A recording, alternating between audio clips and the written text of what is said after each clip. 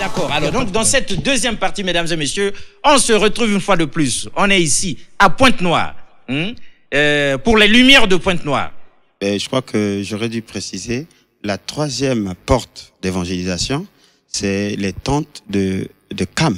Voyez-vous. Donc les tentes de Cam. Voilà, les tentes de Cam. Donc nous sommes précisément rentrés dans l'ouverture de la porte de Cam, raison pour laquelle nous parlons du salut ou de l'élévation, la montée même prophétique de la reine du Midi. Ainsi, toutes les prophéties qui sont en rapport avec l'Afrique. Donc lorsque c'était la saison de Japheth, on parlait de Japheth, il n'y avait pas un problème, voyez-vous. Et lorsque c'est la saison de Cam, je vois pas où est-ce que ça pose problème. Ça devrait pas poser problème. Le contraire, c'est notre saison. Il faut ensemencer, comme on a véhiculé l'information sur le VIH qui se transmet de telle manière. Et le coronavirus. Exactement. Voyez-vous que tout le monde est au courant. Tout le monde est au courant. Les promesses du pays de Cam devaient être inculquées depuis le bas âge chez les enfants. Normalement. Or, depuis toujours, ça fait 50 ans, ou bien un siècle que nous sommes dans l'église, et même nos arrière-parents, lorsque les premiers missionnaires arrivent en Soutane ici, ils font pas allusion à notre ère à nous. D'où le christianisme colonial. C'était du christianisme colonial. Alors, il faut une redéfinition sous l'étendard du Midi. Exact. Voilà, donc le décor est planté, mesdames et messieurs. Deuxième partie. Alors, pasteur Aké, vous avez entendu les uns et les autres. Tout le monde est tout oreille, avec toute l'attention du monde. Pas que les noirs, mais les blancs, les jaunes et les rouges.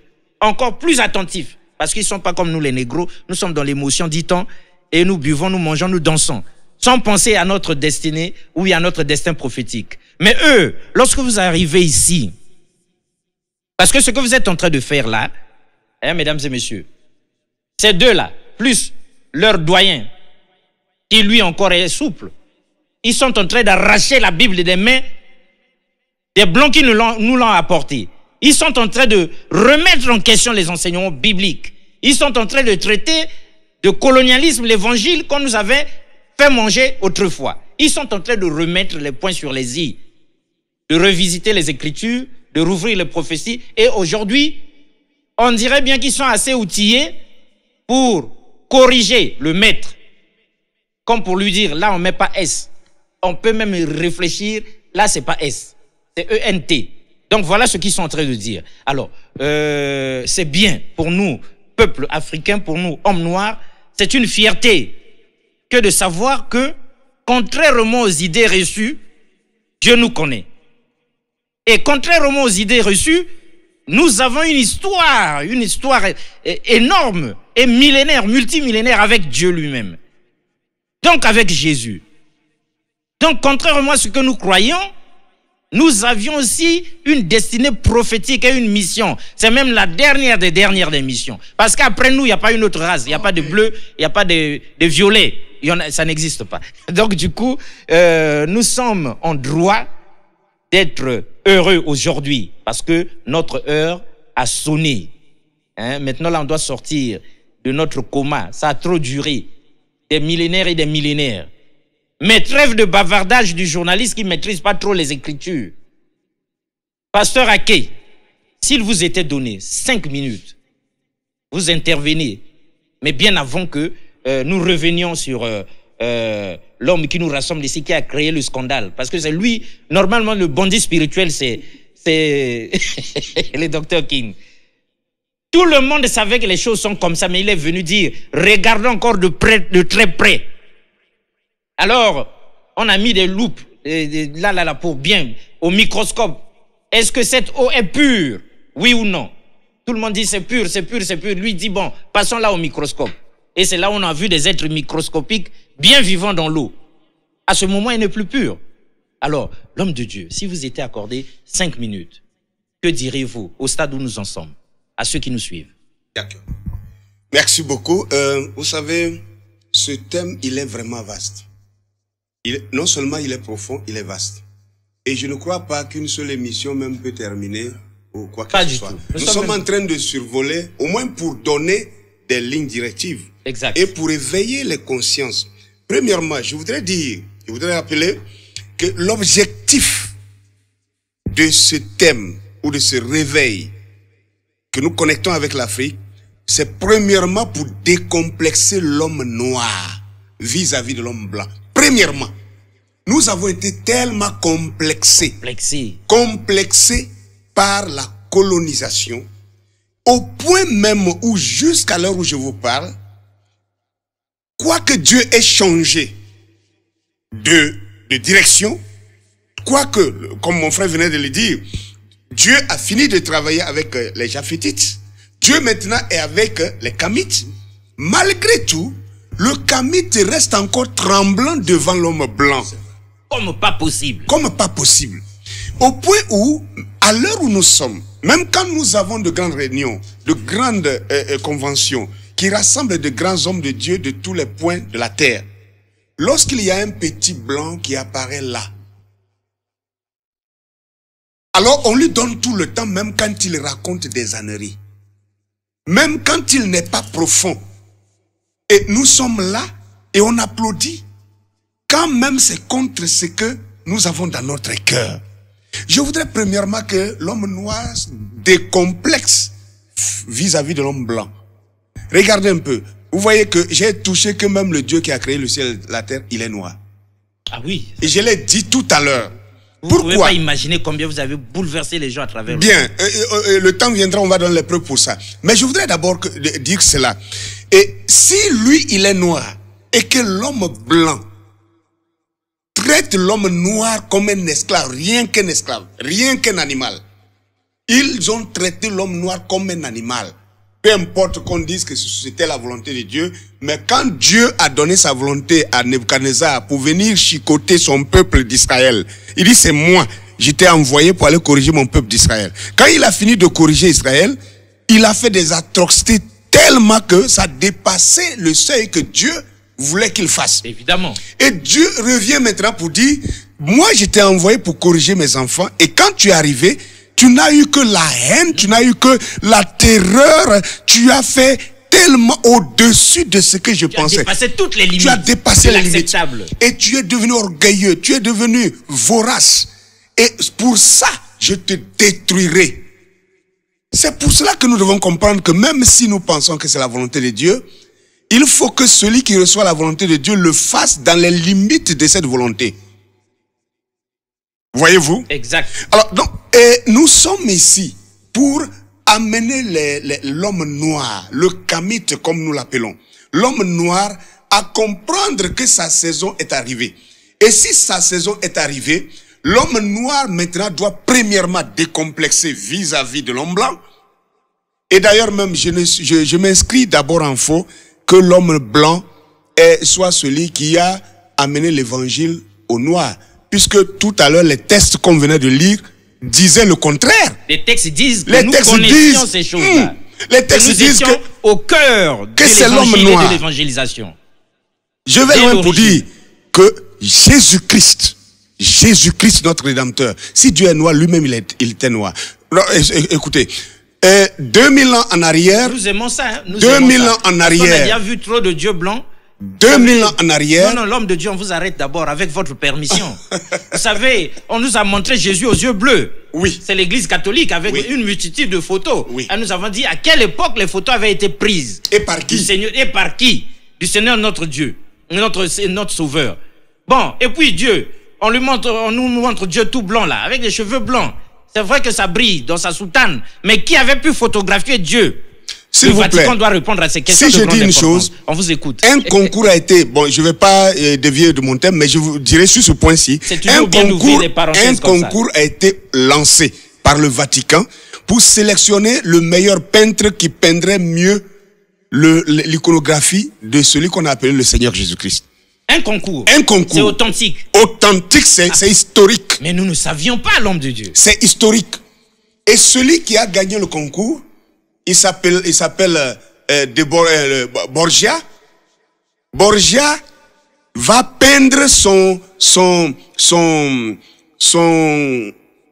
amant pédophile, oui, qui était le fils d'un pape.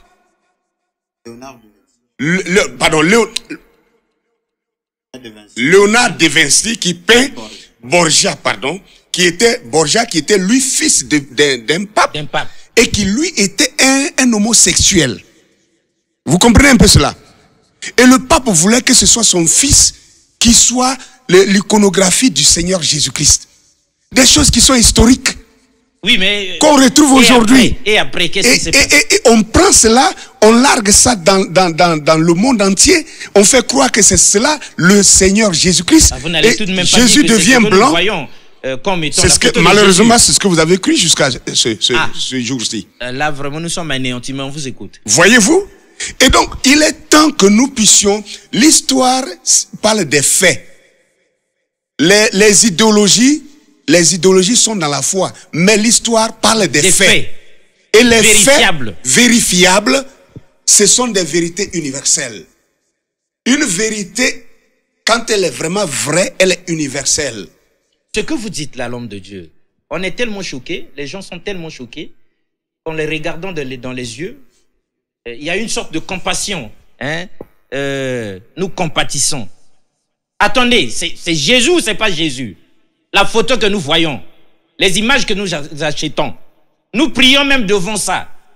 Mais qu'on vienne nous dire qu'on avait peint un homosexuel à la place, de surcroît fils d'un pape, pour nous le faire passer comme étant le Seigneur Jésus, ça dépasse l'entendement. Mais c'est l'étendard du midi qui vient révéler toutes ces choses-là. Donc on vous écoute. Vous avez une prolongation de 2 minutes vu qu'on vous a arrêté un peu. Merci. Donc, vous voyez à cette allure déjà, si l'histoire, autrefois vous savez que nous n'avions pas accès aux documents historiques. Aujourd'hui, par la grâce de Dieu, les documents sont disponibles. Seuls les paresseux, je ne veux pas être trop choqué. Entre guillemets. Seuls les paresseux ceux qui manquent de volonté. Ceux qui manquent de volonté, qui restent encore dans ce noir-là, dans l'ignorance. Mais vous voyez que des livres que nous sommes obligés de commander en Europe, écrits par des Africains. Comment vous pouvez nous expliquer ça? Que les écrivains soient en Afrique et que leurs livres ne peuvent pas être vendus en Afrique. C'était dû à quoi? Ces livres que vous voyez ici, je ne les ai pas achetés en Afrique ici. Vous ne les trouverez jamais dans aucune librairie africaine. Cheikh Anta Diop, Théophile Obenga, qui est de ce pays même d'ailleurs, on ne peut pas trouver ces livres dans ce pays. Bon, c'était pour cacher quoi? Mais je dirais que aujourd'hui, par la grâce de Dieu, nous avons ces choses. Et les preuves étant sorties, il était nécessaire que nous revoyions l'écriture. Regardez un peu. Le blanc, même impératif. Le blanc a utilisé les mêmes écritures en donnant d'autres sens. Et nous avons gobé ça. Mais aujourd'hui, nous ne sommes pas, l'ancien ici et le docteur King, nous ne sommes pas en train de vouloir changer quelque chose dans la Bible. Telle qu'elle est, nous voulons expliquer les choses que le blanc avait tordu le sens. Nous ne changeons pas un iota. Nous ne changeons pas ce qui avait été tordu. C'est l'explication qui a été tordue. Ils ont fait exprès, ils ont caché les vérités au peuple de Dieu. Et je termine pour dire que nous, quand je suis un homme né dans les années 60, je crois que lui c'est mon doyen longuement. Je suis né dans les années 60, mais même déjà dans les années 60, tout près ici, j'étais petit et j'ai vu l'église catholique. Quand un prêtre venait pour faire son homélie à l'église, on prenait ceux qu'on appelait les enfants de chœur. Et l'enfant de chœur devait s'habiller en soutane blanche comme un prêtre. Il devait s'arrêter là immobile et mettre ses 2 mains en V.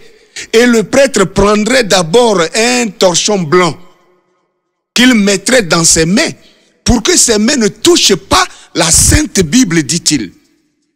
Parce que cet enfant n'était pas pur, n'était pas saint pour toucher l'écriture sainte.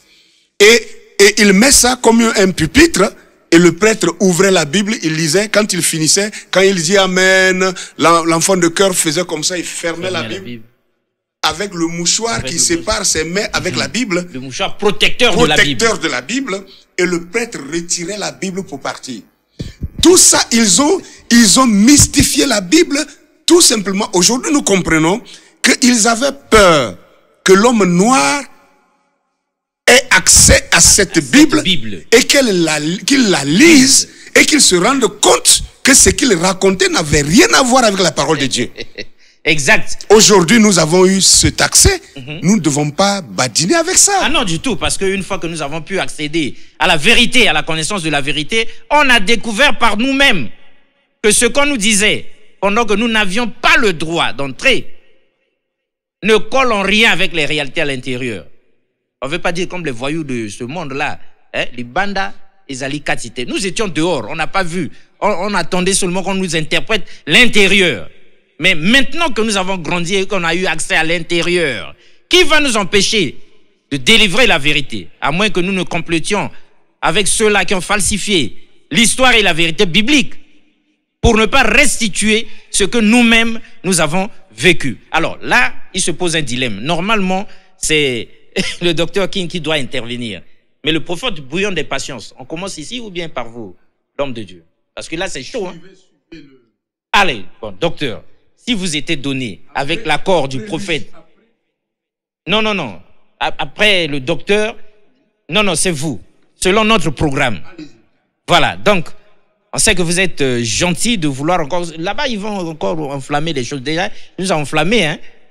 Ces deux compères. Nous comptons sur vous. Alors, docteur, vous qui organisez tout ça, au stade où nous en sommes, s'il vous était accordé 5 minutes, encore, que diriez-vous? Je crois dans mes 5 minutes, je reviens sur la première pensée que j'ai développée dans la première partie de l'émission, quand j'ai fait allusion sur les 3 vignes ou les 3 tentes. Et ce qui rejoint la pensée du prophète sur la volonté de Dieu. Voyez-vous? Mais c'est la volonté de Dieu qui a voulu que Israël soit châtié. Mais dans Zacharie, il vient dire, Zacharie 12, le Seigneur entra en jugement de la vallée de Josaphat sur toutes les actions que les nations ont fait contre mon peuple pour avoir partagé le pays. Alors que c'est lui qui a dit qu'il rentre dans une période de châtiment qui commence d'ailleurs en 606 avant Jésus-Christ et 70 années de déportation à Babylone, etc. Mais après, il vient encore juger toutes les nations qui ont accompli sa volonté.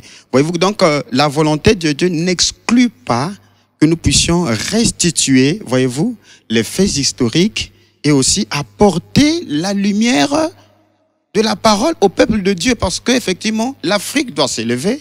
Le Seigneur a dit dans Matthieu 12 que la reine du Midi se lèvera. Mais pour s'élever, il faudrait qu'il y ait une quantité d'informations, parce que c'est la parole de promesse qui éveille, voyez-vous. Donc ici, dans l'étendard du Midi, ce n'est pas comme on le pense que on est en train de créer une idéologie contre blanc, non. En fait, on est en train... C'est pas du racisme. Non, c'est pas du racisme, voyez-vous. Mais je reviens sur le concept, la volonté de Dieu. Donc, nous sommes dans les 3 tentes. Et les chers téléspectateurs, ils doivent comprendre qu'il y a eu l'évangélisation et le salut en rapport avec la lignée de Sem. Et après, il y a eu l'évangélisation et le salut de la lignée de Japheth. Et précisément, nous sommes dans l'évangélisation et le salut du pays de Cam, qui est l'Afrique. Et comme l'étendard du Midi, ici, on ne vient pas traiter les généralités évangéliques. C'est ça le problème. Vous voyez? On traite... ça. On ne traite pas des généralités évangéliques. Oui, on traite ici des prophéties, un aperçu prophétique du pays de Cam. Voilà le problème. Donc, on ne peut pas mélanger ici. Ça ne veut pas dire qu'on ne croit pas. Voilà.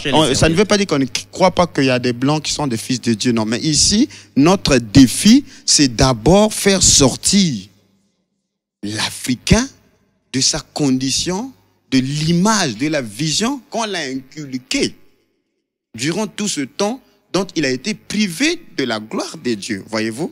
Et comme c'est sa saison, Dieu oint ses hommes. Dieu suscite l'éveil de l'esprit, ça et là, ça et là. Nous ne sommes pas les premiers à dire ces choses. Mais le problème, c'est qu'on ne dit pas ça en public. On ne prend pas assez de sérieux pour organiser des grands événements. Et d'ailleurs, ce n'est que la première édition. Sur cet aspect, vous êtes les premiers à exhumer la chose, à la sortir, à la mettre. Ça veut dire d'autres vont continuer. Évidemment. Parce que l'objectif, c'est de produire un réveil. Et je crois que nous sommes déjà dans ce réveil. Donc, sur les alliances, sur les 3 tentes, pour parler de la vigne non exploitée parce que elle fait l'apologie de la vigne de Japheth, la vigne de Sem. Voyez-vous, quand on parle de Sem, c'est bon, Abraham, Moïse a fait ceci, etc., etc. Tout est bon. Quand on parle de Japheth, voyez-vous, Martin de Tours, la révolution, la réforme de Luther, Wesley, même Frère Branham, tout est bon. Voyez-vous, quand on descend maintenant au midi, vous voyez que le premier obstacle qu'on croise, c'est d'abord, comme dit Frère Branham, cette femme pour se lever, elle a croisé 3 obstacles. Premièrement, c'est les prêtres, c'est-à-dire le religieux. Le prêtre, c'est le religieux, le système. Paradoxalement, c'est d'abord le prêtre encore. Voilà. Deuxièmement, c'est les lions. C'est-à-dire, bon, là, je ne rentre pas. Ah, là, c'est trop profond. C'est trop profond. Non, c'est compliqué aussi. C'est compliqué. Parce que sinon, dans les lions, voyez-vous que ce sont des lois et tout ça. Troisièmement, c'est les Ismaélites Pia, les fils d'Ismaël, sont les Arabes et tout ça.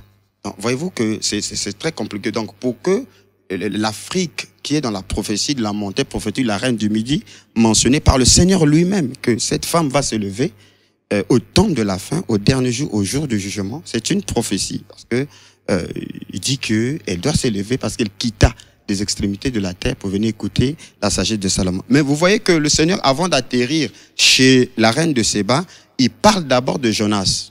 Donc Jonas, quand il dit que les hommes de Ninive se repentirent sous la prédication de Jonas. Mais Jonas, c'est le type de la résurrection du Seigneur Jésus-Christ pendant 3 jours. Et déjà, le Seigneur commençait à montrer par Jonas que l'évangile devait quitter Israël, les tentes de Japheth, de Sem, pour aller vers Ninive, parce qu'en ce temps-là, Ninive était la capitale de la Syrie. Voyez-vous que c'était l'image de ceux du nord, c'est-à-dire le peuple de Japheth, vous comprenez? Donc Dieu... On s'efforce de comprendre. Oui, c'est vous qui nous ouvrez les yeux. Donc Dieu a traité avec d'abord Japheth. Ensuite, dans Matthieu 21, il vient dire que le royaume vous sera ôté et donné à une nation qui en portera le fruit. Donc l'évangile quitte. Jonas, c'est le prophète des nations qui quitte comme Paul l'évangile. C'est par là que vous concluez. Qui amène l'évangile vers les nations. Voilà pourquoi le signe de Jonas, c'est pendant 40 jours que les Ninivites se sont répandus. Et dans le désert, selon le principe du chiffre 40, quand on le fait vibrer dans Nombre 14, verset 34, il dit à Israël, de la même manière que vous avez mis 40 jours à explorer le pays, vous payerez la peine de vos iniquités pendant 40 années, une année, un jour pour une année. Donc ainsi, le chiffre 40 dans la prophétie parle du retranchement, de la privation. Donc montrant qu'Israël sera privé de la gloire pendant une période suivant le chiffre 40 dans la numérologie, voyez-vous. Et aussi le chiffre 40 selon la prophétie de Jonas, c'est le chiffre de l'insertion. Et Paul développe ce mystère, comment Dieu a retranché Israël pour insérer l'olivier sauvage. Et c'est cette période des 40 jubilés, parce que Jésus, quand il vient, il amène une année de grâce, qui est un 50 années. Donc on voit 50 fois 40, ça nous donne pratiquement 2000 ans. C'est la période du milieu de l'évangélisation de la porte de Japheth, les tentes de Japheth. Mais après ces 2000 ans d'évangélisation, comme a dit le prophète, nous quittons les poissons croisés. Nous rentrons dans l'ère du Verseau. Et précisément, nous sommes dans l'heure du Verseau. Et dans l'ère du Verseau, c'est l'ouverture de la chambre du Midi, la 4e constellation que Job fait mention. Voyez-vous que la croix du Sud est tout ce qui va de pair. Et nous rentrons, nous arrivons directement, je crois, dans le livre des Actes ici, Actes chapitre 8, à partir du verset 26 et le verset 27, mais il dit que, il parle de Philippe. Philippe est l'un des 7 diacres. Donc l'image des 7 lettres prophétiques que Jean envoie aux 7 églises, qui est la période du christianisme qui correspond à Matthieu 13, c'est-à-dire le royaume de cieux, avec les 7 paraboles. Là, c'est pour les gens profonds. Mais voilà pourquoi l'évangile du Midi, effectivement, attire les gens vers cette profondeur-là. Alors, donc, l'eunuque, Philippe est l'un des 7, mais dit, il se leva et partit. Et voici un eunuque, un Éthiopien, un eunuque, ministre de Candace, reine d'Éthiopie, et surintendant de tous ses trésors venus à Jérusalem pour adorer. S'en retournant assis sur son char et lisait le prophète Ésaïe. L'eunuque qui était un intendant des trésors de la reine Candace, qui était l'arrière de la lignée de la reine Makeda, dont Jésus-Christ fait allusion, la reine du Midi. Voyez-vous? Donc c'est une succession royale Jusqu'à, je crois que l'histoire démontre que Ménélique, vous voyez qu'il y a beaucoup de choses à dire là-dessus. Mais remarquez que, où est-ce qu'il a eu le livre? Parce que le livre, rouleau était l'apanage. Il était en train de le lire, mais c'était l'apanage des sacrificateurs. Où est-ce qu'il a eu le livre? Il a le rouleau Et l'autre question, pourquoi seulement le rouleau d'Ésaïe? Ah, oui. Et pourquoi Jésus a lu le rouleau? Autre chose. Mais pourquoi Jésus a lu le rouleau d'Ésaïe lors de l'entrée dans son ministère? Il a découvert aussi des tablettes ou des rouleaux de Qumran. Le seul rouleau qui soit intact, c'est le rouleau d'Ésaïe, c'est profond. Mais je crois que pour que les gens qui veulent avoir ces informations-là, il faut qu'ils viennent aux réunions de l'étendard du Midi. Bien sûr, et donc, ça se passe où? À Suéco, du 16 au 18 février 2020, la première édition. Donc les éminents hommes de Dieu vont développer. Donc voyez-vous que ici, selon la volonté de Dieu, en fait, l'Afrique a reçu le message du salut par l'eunuque éthiopien avant même que Paul amène l'évangile chez les Romains. Voyez-vous? Mais comme... Détail de très grande importance. Oui, Paul se convertit dans acte 9. Ici, l'eunuque éthiopien est plus ancien que Paul. Donc, voyez-vous que l'évangile rentre en Afrique. Et l'histoire démontre que les pères qui ont développé les thèses théologiques, c'est Alexandrie. C'est-à-dire, c'est à Alexandrie que les grandes thèses ont été développées, les Tertulliens, tout ça, jusqu'à Carthage. Voilà. Et ça, on ne dit pas, bon, pendant 5 siècles, l'Afrique a été imbibée au centre du christianisme. Les Romains persécutaient le christianisme. C'est au 4e siècle qu'ils ont adopté, vers la fin du 4e siècle, avec Constantin, qu'ils ont adopté le christianisme comme étant la religion romaine. Mais sinon on les persécutait. Et l'Afrique, ou l'Égypte, a été toujours une terre d'asile. Abraham, là-bas, il est allé. Isaac est allé là-bas. Jacob est allé là-bas. Joseph est allé là-bas. Bon, même Jésus-Christ lui-même, quand il est persécuté par le système romain, judéen, il est allé là-bas. Et les chrétiens sont allés là-bas. Les juifs, même les juifs qui ont été persécutés, quand on a incendié le temple en 606, Jérémie et une grande partie des juifs, des judéens, ils sont allés en Égypte. Pendant ce temps que le temple a été détruit, ils ont élevé un autre temple dans la ville éléphantine. Donc la flamme qui s'était éteinte à Jérusalem était allumée dans le pays d'Égypte. Voyez-vous que, et l'histoire continue après. Ils sont descendus à cause des persécutions vers l'Éthiopie. Tout cela se trouvait déjà leurs frères qui étaient venus avec Ménélique. Donc voyez-vous que s'il s'agissait seulement de l'effort de l'homme ou de la logique, c'est l'Afrique qui prenait le dessus en matière de christianisme. Maintenant, nous voulons faire connaître au peuple que l'Afrique n'a pas connu le christianisme tardif.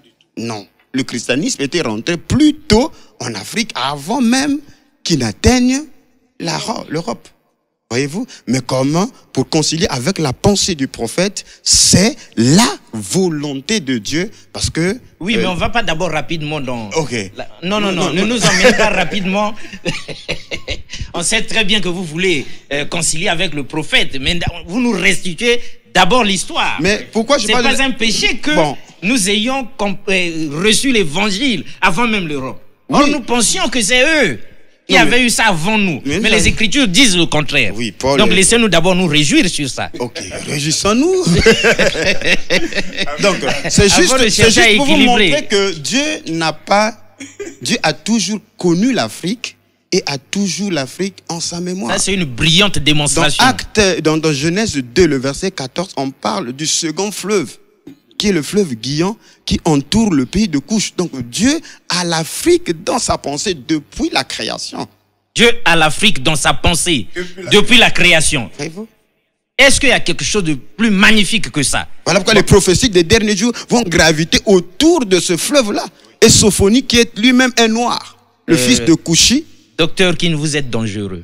Le fils de Couchi, il dit dans Sophonie 3.10 qu'au-delà des fleuves de l'Éthiopie, là, mes dispersés, mes adorateurs, m'apporteront des offrandes. Donc, Dieu fait mention, au-delà des fleuves de l'Éthiopie, il y a des adorateurs, il y a des dispersés. Il y a des adorateurs. Il y a des offrandes. Donc, Dieu fait mention, au-delà des fleuves de l'Éthiopie, là, mes dispersés, mes adorateurs, m'apporteront des offrandes. Donc, Dieu fait mention, au-delà des fleuves de l'Éthiopie, il y a des adorateurs, il y a des dispersés. Les questions qu'il faut se poser aujourd'hui, c'est qui sont ces adorateurs? Qui sont ces adorateurs? Qui sont ces dispersés-là? Bon, là, je ne vais pas développer ça, mais il faut que les gens viennent. Sinon... Parce que les hommes de Dieu, voilà pourquoi nous avions appelé ces éminents hommes de Dieu qui ont déjà cette flamme du réveil. C'est pour, effectivement, éveiller. Voilà mais pourquoi... docteur King, vous êtes dangereux. Vous êtes très, très, très dangereux. Hein, c'est comme ce film, Apparence trompeuse. Quand vous regardez le docteur King, là, vous n'avez pas l'idée de la profondeur. Mais essayez de y entrer, vous êtes noyé. Mais vous nous avez caché des choses longtemps durant. Ah, mais vous, vous arrivez pour... C'est un éveil de conscience pour rentrer dans le réveil. Exact. Il n'y a pas de réveil. Merci d'avoir sonné le réveil, l'éveil des consciences, pour que ce peuple-là, le peuple d'au-delà des fleuves de l'Éthiopie, on a la map monde. C'est qui? Là, ça ne demande même pas de prophétie. Hein. Ça demande à ce qu'on regarde quel est ce peuple. On l'identifie. C'est tout. Identifiez le peuple. Si c'est contraire à ce qui est dit ici, alors faites-nous le retour de ce peuple-là. Alors, ici sur le plateau, un prophète, l'homme de Dieu, on a entendu, a eu à boire et à manger. Ils ont soufflé le chaud et le froid. Il y a eu plein de choses. Mais avant que vous nous parliez là, nous disons déjà que pour nous, c'est une grande fierté. On est maintenant noirs et fiers de l'être. Parce qu'autrefois, on pensait que Dieu ne nous connaît pas. Maintenant, on nous a ouvert les yeux. On pensait que Dieu ne connaît pas l'Afrique. Or, il y a une relation étroite, un amour multimillénaire. Et même, c'est même originel et original d'entre Dieu, le Dieu vivant, et les Africains que nous sommes. Donc, par ricochet, par extension, quoique ne maîtrisons pas les choses, nous disons que la Bible, elle est même nôtre. Parce que nous sommes dedans là. Nous sommes dedans. Alors à ce moment-là, nous avons peur de vous écouter. Mais c'est à vous. Vous avez 5 minutes. Après nous avoir écoutés là, en nous voyant nous exalter là, que vous dit l'Esprit de Dieu lui-même? Je voulais commencer par un témoignage. On vous écoute avec attention. J'avais 11 ans. J'étais né catholique. Né catholique. Et j'étais au village, à Monsendjo. Un jour, je me suis retrouvé en plein culte dimanche. Avec mon père. Il y avait culte. Le prêtre officiait le culte. J'ai regardé le prêtre. Je l'ai regardé, j'ai crié dans la salle. Il dit, Dieu n'est pas silencieux. Ce que je vois là n'est pas la vérité. Je n'ai que 11 ans. Je n'ai jamais su qu'il y avait un Branham. Il y avait que les catholiques et les protestants, armés du salut. Mais d'où me venait l'inspiration de juger l'église catholique à 11 ans sans que je n'écoute personne? Personne. À 11 ans. 11 ans. Personne. Et ce jour-là, j'ai dit non à l'église catholique. Seul. Vous voyez que l'effort a été consenti parce qu'il y a eu la perception, il y a eu, je dis que ce sont des docteurs. Tout ce qu'ils font, c'est par rapport à leur position. Il n'y a rien d'extraordinaire, hein, il n'y a que le don qu'ils ont. Et le mien est autre. C'est différent. Donc, jugez par rapport aux dons. Ils ont des dons, moi j'ai mon don. Vous voyez, ils sont, c'est ce que, le docteur, c'est l'écriture. C'est l'écriture qui donne la force du docteur. Moi, c'est la vision. 11 ans, j'étais déjà au courant que c'était faux. Qui me l'avait dit? Et j'ai dit non. Je suis parti à l'église. Je partais pour aider, amener papa. Papa était aveugle. Papa était aveugle. Je l'ai amené sans mon cœur. Et je cherchais la vérité à 11 ans. À 11 ans, je cherchais la vérité. J'ai rencontré après les témoins de Jéhovah. Et ça m'a plu un peu parce que eux, ils avaient une approche des Écritures. Mais un jour, ils m'ont dit que non, 1 Corinthiens 13, qui dit que la connaissance cessera, les prophéties seront abolies. Je leur ai dit, quand le parfait viendra, je leur ai dit, je n'avais pas la connaissance. Je leur ai dit, le parfait, c'est quoi? Il dit, c'est le retour de Christ. Et c'est Christ est déjà venu. Oh non, vous êtes des menteurs. Ils sont partis. Je dis, ne revenez plus ici. Tant qu'il n'est pas venu, la connaissance et la prophétie seront toujours là. J'ai mis à côté. J'ai rencontré Papa Isaïe. J'étais avec Papa Isaïe. C'est un pentecôtiste, un grand pentecôtiste. Je l'ai regardé. Donc, papa, là, il manque quelque chose. Je suis sorti. Je l'ai rencontré la fois Bailly. J'ai dit, Baoula, je dis, il y a quelque chose qui ne marche pas. Je suis sorti. J'ai rencontré les comment on appelle les gens là, les Ngunza. Les Ngunza, j'étais chez les Ngunza. Très charismatique Ngunza de chez nous là. J'ai regardé. Et ce n'est pas ça. Vous voyez? Et enfin, en 87, je rencontre la colonne de feu sur la route de Mayamaya à Brazzaville. Seul, je tombe. Et Dieu me dit, tu vas où? Comme Paul. Dans ce moment-là où j'ai rencontré quelque chose. Et je vais dans un restaurant, je vois deux frères du message. Quand ils viennent me parler du frère Branham, j'avais déjà connu le frère Branham en 85 dans une brochure. J'étais pas branhamiste. J'ai lu une brochure, la serpent du serpent. Et quand j'ai lu la serpent du serpent, j'ai crié, dit, Seigneur, je n'ai jamais vu un homme né d'une femme connaître la parole ainsi. Je ne connais pas le frère Branham. Mais quand j'ai lu, mais ces potentialités étaient où? Étaient innées. Donc Dieu savait qu'il y a un temps dans lequel l'Afrique se lèverait. Donc le réveil de l'Afrique n'est pas un fortunon. C'est une sémence née, comme Jésus. Voilà. Et le temps arrive, ça se réveille. Ça se réveille. Donc j'ai cru le message, j'ai connu le message. En regardant une brochure, j'ai dit, tous les hommes que Dieu a créés, jamais un homme n'a parlé ainsi. Jamais. Il dit, c'est trop fort, c'est trop juste, c'est trop parfait. Et voici, là, je suis en train de me battre pour ce message. Et quand j'ai cru au message, la première semaine, je rentre à l'église, je les écoute prêcher, je dis, mais quelque chose ne marche pas. Vous avez la parole, mais vous n'avez pas Dieu. Ils m'ont crié au scandale. Je dis, mais comment?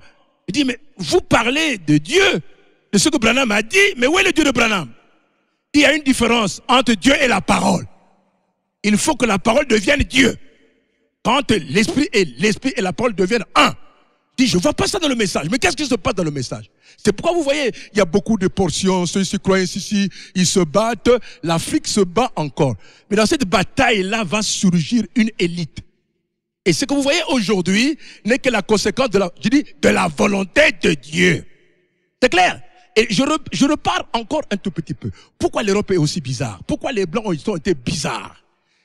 Ce qui a rendu les Blancs trop plus que bizarres, c'est la civilisation. La civilisation rime à la tromperie, rime à la tricherie, à l'égoïsme. Quand ils ont pris la civilisation entre les mains, il leur fallait des matières premières. Et c'est l'Afrique. Et quand ils viennent pour s'imposer, tout leur comportement a été lié à la civilisation. Oh, ils venaient avec la Bible et la truelle. Voilà, les deux marchaient de pair.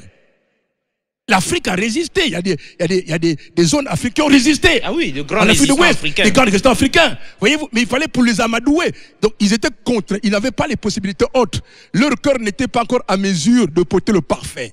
L'homme blanc ne pouvait pas porter le parfait. Vous voyez, le parfait venait de plus en plus.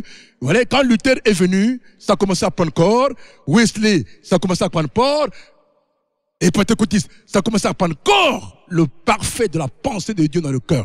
Branham, c'est lui qui a mené le top. Vous voyez, c'est pourquoi, vous voyez, le frère Branham a fait quelque chose que d'autres n'ont pas fait. Ah. Un blanc, c'est un blanc. Mais il n'a pas fait comme les autres. Le frère Branham dit, je pouvais être un milliardaire, un millionnaire. J'ai eu de l'argent. J'ai la brochure avec moi. Les 5 jonctions de Dieu. Il dit, je n'ai pas pris. J'ai pas pris. Il a préféré rester comme ça pour garder la parole pure. Voilà un blanc spécifique. Un blanc spécifique. Vous voyez, donc il avait tous les contours, cet homme blanc appelé Branham. Ça, c'est des choses que les blancs ne font pas. Les Ora Robert, riche, milliardaire, tout le monde est riche. Je crois le frère Aké aussi doit être riche. Et voilà, je ne sais pas, tout le monde est riche. Voilà, il doit être pas un petit enfant, il doit être riche. Plus riche que même Branham. Vous voyez, est-ce que le goût de l'argent entre Branham et Aké, c'est la même chose? Ah non. Non. Vous voyez, oh, le message, il n'y a pas d'argent. Parce que ce Branham, il n'y avait pas le goût d'argent. Mais dans le message, nous avons le goût d'argent. Donc nous commençons à bouffer la pensée blanche. Tu vois, vous voyez le comportement des hommes de Dieu d'Afrique, le réveil d'Afrique, c'est comme des blancs. Des tricheurs. Ils aiment tromper. Ils n'ont pas le cœur à l'œuvre. Je suis heureux de voir que maintenant là, cette génération apparaît. Eh oui, mon frère, l'Afrique, ils sont en train de copier le blanc. Maintenant, il faut encore qu'il y ait un exode. dans l'Afrique qu'il y ait un exode, une catégorie des hommes qui vont faire face au flux de blancs. Parce que le blanc a mené son comportement, sa morale, sa manière de faire. Nous n'avons pas la franc-maçonnerie. Ça vient des blancs. Mais le blanc, la franc-maçonnerie, quoi? Les francs bâtisseurs. Eux, au moins, ils étaient des humanistes. Mais nous ne sommes même pas des humanistes. Comment voulez-vous faire un réveil? On n'est même pas des humanistes. Oh, l'humanisme, c'est ce que l'homme fait de mieux. C'est différent de l'amour. Donc, il faut quitter l'humanisme, rentrer dans l'amour. Pour que le réveil de midi accède. Parce que midi est à la fin, le midi est à la pierre fêtière et à l'amour divin. Mais regardez le fondement auquel nous sommes. Oui, je vous dis, si on contourne ça, on va échouer. C'est clair. Tout ce qu'on fera, c'est l'échec. Parce que les cœurs sont égoïstes. Les paroles sont bonnes, mais les cœurs vivent un retard incommensurable. Je dis à tous les niveaux, pas seulement les religieux, même les gens politiques, tout le monde, nous vivons le même drame. L'Afrique est dans un circuit extrêmement difficile. C'est pourquoi moi je crois aux frères Akay sur un point. C'est même pas un point de la révélation. La Côte d'Ivoire a démarqué par rapport aux autres pays francophones. Du point de vue du développement. Le développement va de pair par rapport à la foi. Ils sont plus avancés que nous. Ils veulent avancer. C'est pourquoi vous voyez des hommes parler se lèvent pour avancer de pair. Parce que la civilisation et la foi vont comme ça. Mais regardez, je peux me aller loin. C'est la catastrophe. Le Congo a des hommes de Dieu d'une valeur inestimable. En fait, le réveil de l'époux devait commencer par ici. Mais hélas, l'homme congolais est passif. Même quand ils écoutent là, ils n'en feront pas grand-chose avec. Oh, l'Ivoirien, lui, c'est un chercheur. Vous voyez, voilà. Les faits sont là. Pourtant, on les traite d'Ivoiriens. Voilà, on les traite d'Ivoiriens, mais c'est une erreur lamentable. Pour avancer, il faut savoir reconnaître les bienfaits des autres. Exact. On parle de l'Afrique, on ne parle pas du Congo, on parle de l'Afrique. Donc, quand je vois Akay, je dois tirer d'Akay quelque chose qui veut m'aider. Moi, je veux avoir la force, le caractère, le zèle, la promptitude d'Akay. Vous voyez, avec le peu que j'ai, ça décolle. Exact. On comprend? Le peu que j'ai aussi, s'il a des yeux intérieurs, il va prendre. Qui est plus grand? Personne n'est plus grand. Personne n'est plus grand. Vous voyez, il faut l'équilibre. Il faut que toi, si journaliste, que tu vives dans l'équilibre, pas dans l'euphorie de l'Afrique. Quand je parle de l'Afrique, je ne suis pas un petit enfant. Je suis plus âgé que vous tous ici. Je connais ce que je fais. Il y a un équilibre dans mon cœur. Nous ne voulons pas commettre les mêmes erreurs. Sinon, on va les commettre. Et d'ailleurs, nous sommes en train de les commettre. Et nous voulons réviser, nous voulons réactualiser, nous voulons revenir parce que tout le plan de Dieu s'achève par l'Afrique. L'Afrique a reçu la plus grande portion. L'Afrique n'est pas dans la vertu foi. L'Afrique n'est pas dans la vertu, dans la vertu, ni dans la connaissance, ni dans la maîtrise de soi, ni dans la patience, ni dans la piété, ni dans la volonté maternelle. Ça, c'est le monde de Japhé. Et Branham était dans l'amour fraternel. L'Afrique est dans la pierre fêtière. Sommet. La dernière. Vous voyez, l'Afrique est là-bas. Non, tel que nous sommes en train de marcher, nous sommes où? Il y a beaucoup d'Africains qui sont pasteurs et qui n'ont pas la foi. Beaucoup. Pasteur. Oui, pasteur, mais il n'a pas la foi. Il n'a encore rien, il n'est même pas, voilà, nulle part. Mais il connaît ce que Branham a dit. Et mais ce que Branham a dit, et il n'a pas la foi. Ça veut dire quoi? Ça veut dire quoi? C'est l'hypocrisie, il n'y a rien du tout, c'est un faux ouin. Mais nous sommes pleins de foi parce que... Un pasteur, faux ouin. Il y en a beaucoup, la plupart, faux ouin. Parce qu'ils ne peuvent pas exceller, ils ne connaissent pas Dieu.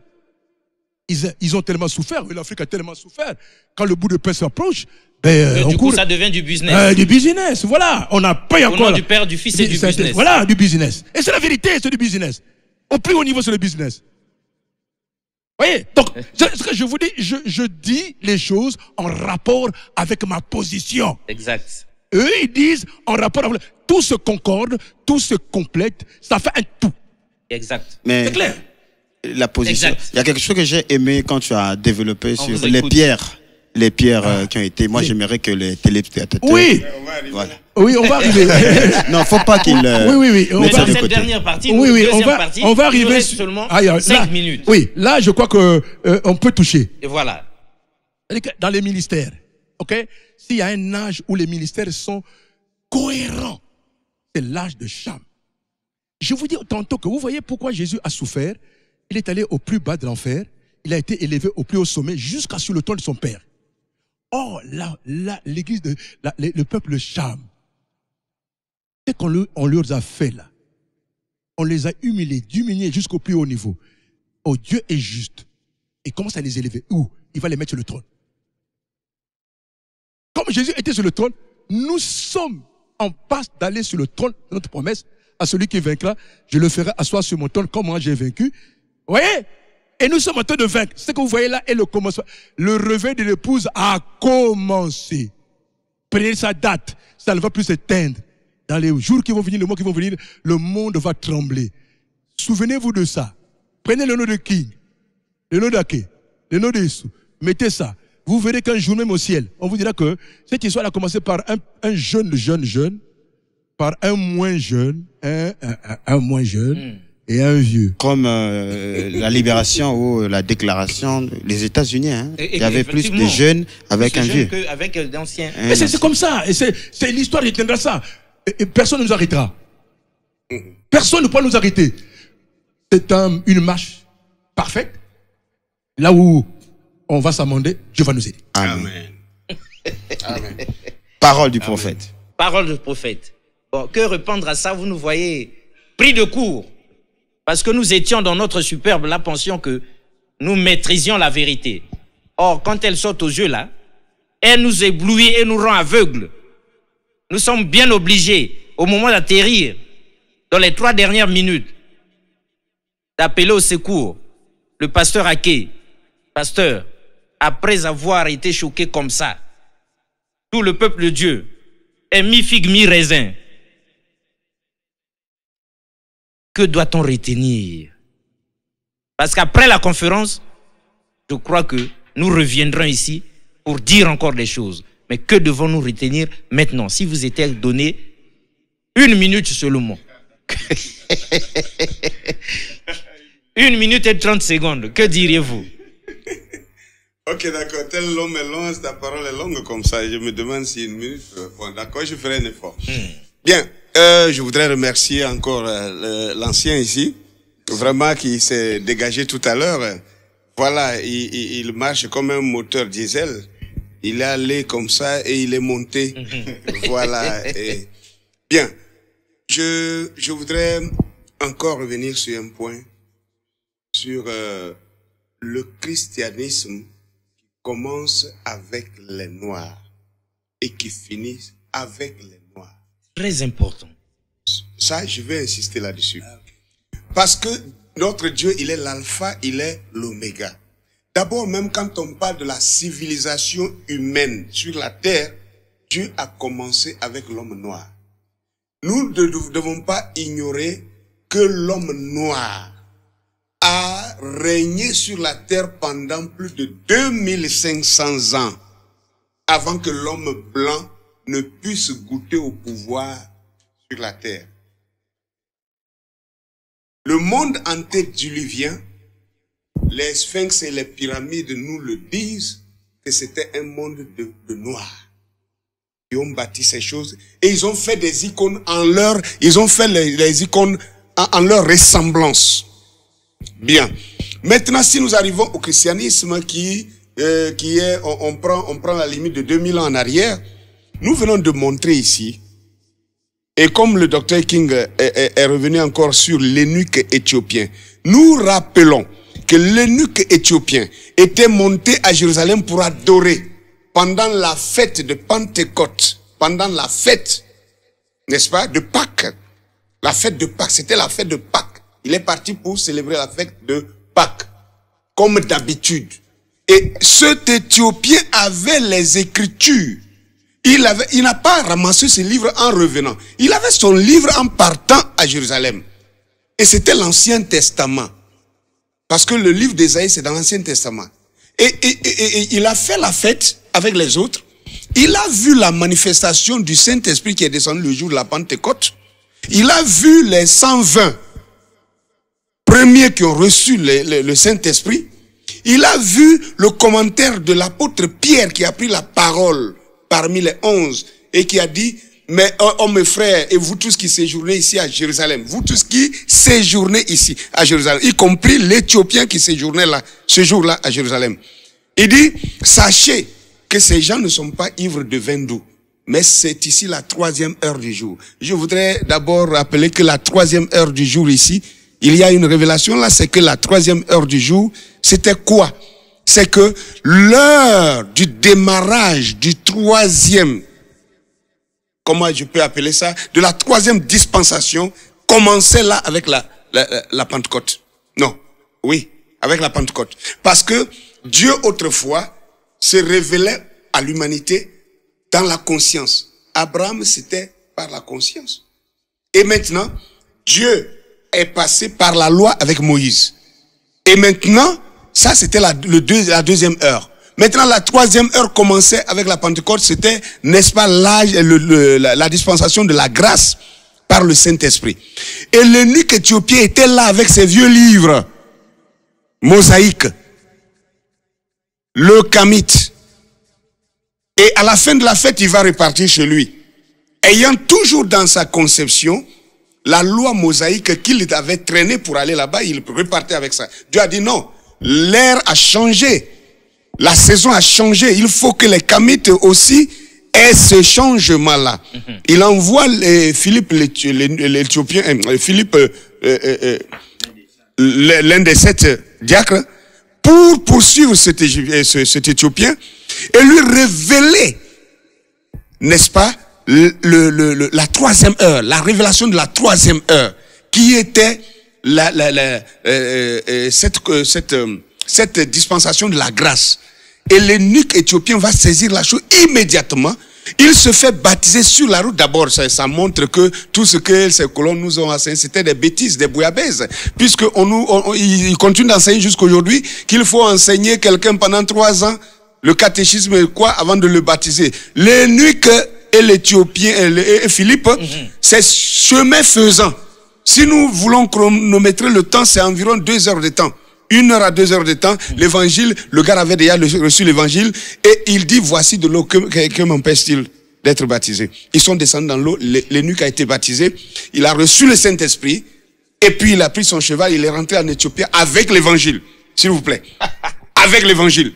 Il revient maintenant, il commence à prêcher l'évangile là. Et c'est 4 ans plus tard que l'apôtre Paul va connaître l'évangile.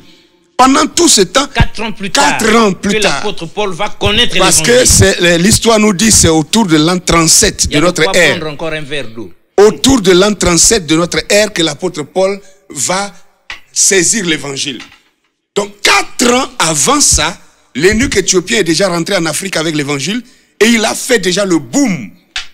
Et l'évangile a déjà gagné des Africains. Vous voyez maintenant que l'évangile naît avec les Africains. L'évangile se termine avec les Africains. C'est pourquoi j'ai dit qu'on évite de répéter l'évangile colonial qui nous a fait croire que c'est le blanc qui nous a envoyé l'évangile.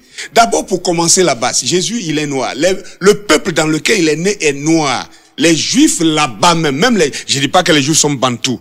Je dis les Juifs là d'alors, ils étaient noirs. L'histoire nous le prouve. Même le prophète William Branham que nous croyons, il nous le dit aussi, que le juif, il est noir. Donc, William Marion Branham le dit, oui.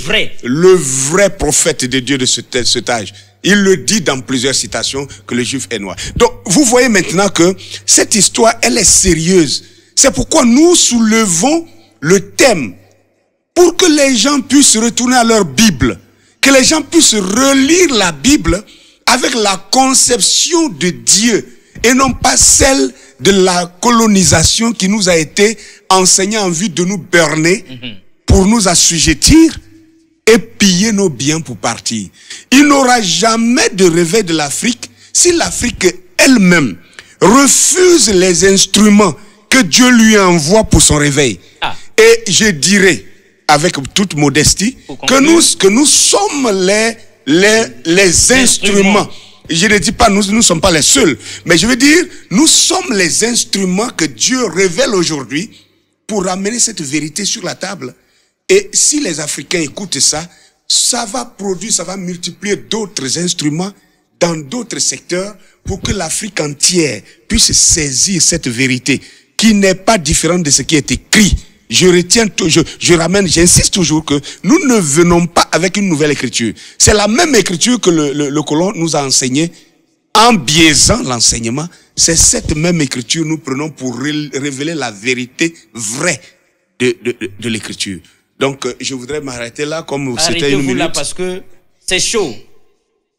Mesdames et messieurs, nous voici arrivés à l'atterrissage, comme pour dire, il y a un temps pour tout.